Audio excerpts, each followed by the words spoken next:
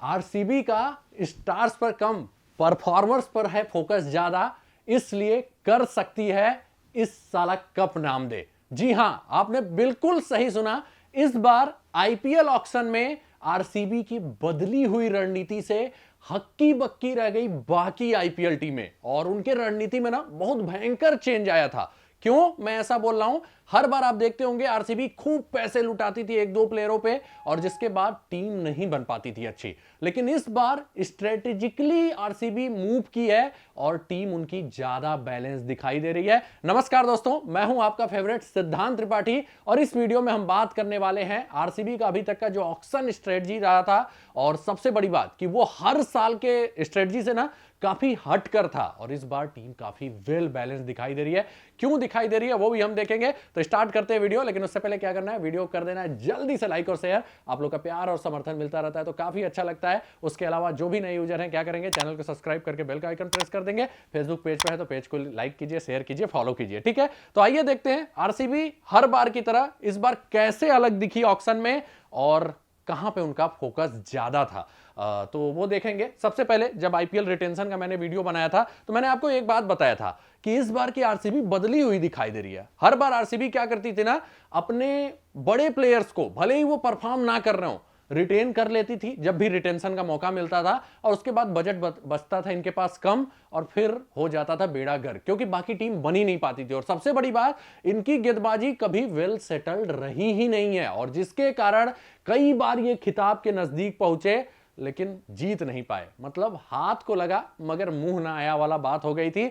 लेकिन इस बार ऐसा लग रहा है कि आरसीबी परफॉर्मर्स पे ध्यान दे रही है, स्टार्स पर नहीं। और ये मैंने आपको इनके रिटेंशन को देखकर ही बता दिया था कि इन्होंने जो भी प्लेयर इनके परफॉर्म किए थे सबको रिटेन किया था। विराट कोहली 21 करोड़ में उनको रिटेन किया था। अरे यार, ऑक्शन में आते ना तो वो 27 करोड़, पंत को कोई नहीं देखता, 30 करोड़ पार जाते ही, तो इनको रिटेन कर लिया। रजत पाटीदार को 11 करोड़ में रिटेन किया। स्पिन का जबरदस्त हिटर हैं वो, और बीच के ओवर में कभी भी एक्सेलरेट कर सकते हैं। उसके अलावा इन्होंने यश दयाल को भी रिटेन किया, जो कि बहुत ही उभरते हुए गेंदबाज हैं और टैलेंटेड हैं, और परफॉर्मेंस से भी इन्होंने लास्ट सीजन दिखाया था। फिर मोहम्मद सिराज को जो लगातार ये रिटेन कर रहे थे उसको हटाया कि नहीं भाई, सिराज हमें उस लेवल का प्रदर्शन नहीं दे रहा है, हमें विकेट नहीं मिल पा रहा है, डेथ में पिटाई भी हो जा रही है, तो उनको भी हटा दिया। मैक्सवेल, फॉफ डुप्लेसिस, जितने भी स्टार्स थे ना, सबको जाने दिया। तो आरसीबी पहले से ही लग रहा था कि इस बार थोड़ा अलग खेलने वाली है, और वही ऑक्शन में भी दिखा। इनके पास पर्स अच्छा खासा था, 83 करोड़। और लेकिन जब ऑक्शन में आप देखे होंगे ना, तो जब प्लेयर्स आए कल खासकर, तो बड़े प्लेयर्स पे ये ज्यादा दूर तक नहीं जाते थे। ये जैसे बजट बना के रखे थे कि स्टार पे हम 11 साढ़े 11 तक जाएंगे, बाकी सारे प्लेयर्स का ना ये ऑटोमेटिक बजट बना के रखे थे कि इससे ज्यादा हमें नहीं जाना है। क्योंकि क्या होता था पिछली बार, कह सकते हैं या हर बार, ये स्टार ऑबेस्ड होते थे, और फिर स्टार्स को लेने में ना ये बजट एकदम गवा देते थे। और सबसे बड़ी बात, इनका पिच होता है बैटिंग फ्रेंडली, वो हिटिंग वाला काम ना कोई और बल्लेबाज भी अगर टैलेंटेड है तो आराम से कर सकता है, क्योंकि इनका जो मेन होम ग्राउंड होता है वहां पे बाउंड्री छोटे होते हैं, मिसेड भी छक्के जाते हैं, ठीक। तो भाई इनको बल्लेबाजी पे नहीं ज्यादा फोकस करना था, इन्हें करना था गेंदबाजी पे। लेकिन हर बार ये क्या करते थे, बल्लेबाजी पे फोकस करते थे। और मैं एक एबी डिविलियर्स को छोड़ दूं तो बाकी सारे बल्लेबाज का काम ना आराम से और जो बल्लेबाज आते थे कर सकते थे। जैसे रजत पाटीदार ने दिखाया कि भाई मैं मैक्सवेल से भी ज्यादा हिटिंग कर रहा हूं इस सरफेस पे, विल जैक से भी ज्यादा कर रहा हूं, तो क्यों आप एकदम स्टार्स के पीछे भाग रहे हैं। और सबसे बड़ी बात, जो टीमें भी चैंपियनशिप में अच्छा की हैं उनके पास हिटर्स तो अच्छे थे, लेकिन वो ऐसे थे ना, स्टार वाले नहीं थे, वो अपना नेचुरल गेम खेलते थे। तो वैसा कुछ था, जैसे कि केकेआर से वेंकटेश थे, अंगक्रीस रघुवंशी, इन लोगों ने भी काफी सरप्राइज किया था, ठीक है।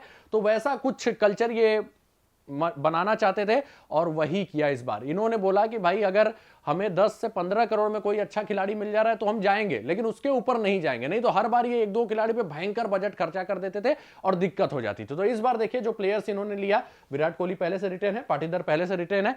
फिर एक जगह मुझे थोड़ा सा दिक्कत दिखा जितेश शर्मा पे, कि 11 करोड़ में इन्होंने लिया। आरटीएम उस टीम ने यूज कर दिया था तो थोड़ा इन्हें बढ़ाकर लेना पड़ा। और जितेश शर्मा लास्ट सीजन जरूर नहीं चले, लेकिन टैलेंट है कि यहाँ के शॉर्ट बाउंड्रीज को ना अच्छा खासा हिट कर पाए। और सबसे बड़ी बात, जितेश थोड़ा सा स्पिन को बहुत अच्छा नहीं खेलते जब टर्न ज्यादा हो, और इनके होम ग्राउंड पे वैसा केस होने वाला नहीं है। तो जितेश शर्मा अटैक कर सकते हैं, और ये इस बार ना अटैकिंग वाले बल्लेबाजों को ज्यादा प्रीफर करना चाहते थे। तो माइंडसेट में थोड़ा चेंज दिखाई दिया है। तो जितेश शर्मा पे जरूर इन्होंने थोड़ा ज्यादा पैसे लगाए, लेकिन जितेश शर्मा पास्ट में अपने आप को प्रूव कर चुके हैं कि ये हिटर तगड़े हैं और जो इनका होम ग्राउंड है ना बेंगलुरु में, वहां पे अच्छा खासा कर सकते हैं। फिर फिलिप सॉल्ट को लिया बैटिंग ट्रैक के, तो ये बेताज बादशाह हैं। एग्जांपल के लिए देखिए केकेआर में जहां की ट्रैक्स यहां से, जहां की बाउंड्री साइड आरसीबी के होम ग्राउंड से छोटी रहेंगी, सॉरी आरसीबी की होम ग्राउंड जो है वहां पे छोटी रहेंगी बाउंड्री साइड, जबकि केकेआर में थोड़ा ज्यादा बड़ी थी, तो वहां पे उन्होंने अटैक किया था, तो यहां पे भी वो अटैक करेंगे। तो फिलिप सॉल्ट को इन्होंने ले लिया। और उसके बाद जब आप देखेंगे तो जैकब बेथेल एक टैलेंटेड ऑलराउंडर है, 2.6 सीआर में लिया।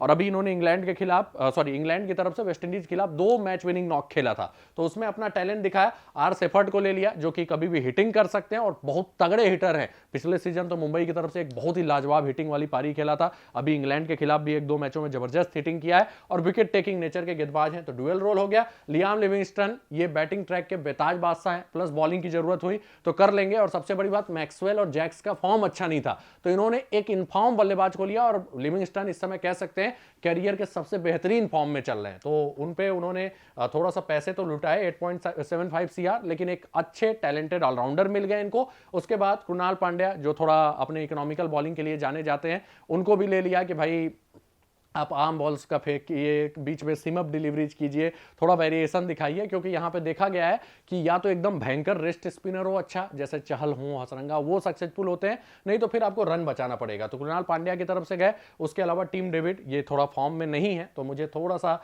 इन पे डाउट लगा कि नहीं यहाँ पे इनको छोड़ा जाना चाहिए था, लेकिन टीम डेविड के उसको सब कोई जानता है कि ये मिस हिट पे भी छक्के जनरेट कर सकते हैं, खासकर इनके होम ग्राउंड पे। तो उस हिसाब से इन्होंने कुछ प्लेयर्स लिए मनोज भांडा के, हालांकि मुझे इनको प्लेइंग 11 में ज़्यादा नहीं देखना पड़ेगा शायद, लेकिन हिटिंग कर लेते हैं, अभी कर्नाटका प्रीमियर लीग में बेहतरीन फॉर्म में थे बल्ले से, और रह के स्लोअर वंस का भी प्रयोग करते हैं, तो ये बैकअप वाले हैं। तो अगर आप देखेंगे ना तो बल्लेबाज इनके पास अच्छे खासे हैं, खासकर हिटिंग एबिलिटी वाले, और मोस्ट ऑफ द बल्लेबाज ना फॉर्म में है। कुछ बल्लेबाजों को इन्होंने उम्मीद पे रखा है, जैसे डेविड, इनके मिस हिट भी छक्के जा सकते हैं, बढ़िया पावर है इनके पास। और बाकी अगर आप देखेंगे तो बेथेल फॉर्म में है, सेफर्ट फॉर्म में है, लिविंगस्टन फॉर्म में है, और फिलिप सॉल्ट बेहतरीन फॉर्म में है बैटिंग ट्रैक्स पे, खासकर विराट कोहली पाटीदार हैं। तो मतलब अगर आप देखेंगे तो स्टार्स अब नहीं दिखाई देंगे, विराट कोहली को छोड़ देंगे ना तो इनमें अब स्टार्स नहीं दिखाई देंगे। पहले क्या होता था, इनका बल्लेबाजी देख के ही ना बाकी वाले गेंदबाज वो हो जाते थे कि यार भयंकर स्टार्स हैं, इस टीम को तो हारना ही नहीं चाहिए। लेकिन क्या होता था कि स्टार्स तो रहते थे लेकिन नीचे स्टार्स नहीं रहते थे गेंदबाजी में, और वहीं पे दिक्कत हो जाता था। लेकिन इस बार क्या किया है, बैटर्स में इन्होंने जो इस समय फॉर्म में है उनको लिया है, प्लस अपने होम कंडीशन को ध्यान दिया है, जैसे सीएसके ध्यान देती है, तो कुछ उस अप्रोच में गए हैं। सीएसके भी स्टार्स के पीछे नहीं भागती है, तो कुछ उस हिसाब से ये गए हैं। और सबसे बड़ी बात कि गेंदबाजी अटैक थोड़ा सा इस बार देखिए वो काफी इंप्रेसिव है, और इनको गेंदबाजी में ना ये नहीं चाहिए था कि भयंकर पेस वाला हो, क्योंकि भयंकर पेस वालों की ना जितनी तेज आती है उतनी भयंकर पिटाई भी होती है। तो इन्हें चाहिए था कि ऐसे ग्राउंड पे, क्योंकि मैं ज्यादा होम ग्राउंड को इसलिए प्रीफर कर रहा हूं क्योंकि वहां पे 50% से ज्यादा मैचेज इनको खेलना है। तो भाई सिंपल सी बात है कि अपने होम ग्राउंड के हिसाब से तो गेंदबाज तगड़े रखने पड़ेंगे। तो इन्होंने क्या किया, इस बार लाइन लेंथ वाले गेंदबाजों पे भरोसा दिखाया। यश दयाल जबरदस्त लाइन लेंथ मेंटेन करते हैं। अब उसके बाद थोड़ा ध्यान दीजिएगा, जॉस हेजलवुड, इनकी पिटाई जल्दी नहीं होती है, विकेट कई बार होता है उतना ना मिले, लेकिन अगर शुरुआती ओवर में मूवमेंट मिल गया, ये थोड़ा सा अगर ग्रास रख देना तो इनके बॉलर बड़ा सफल होने वाले हैं। जानते हैं क्यों?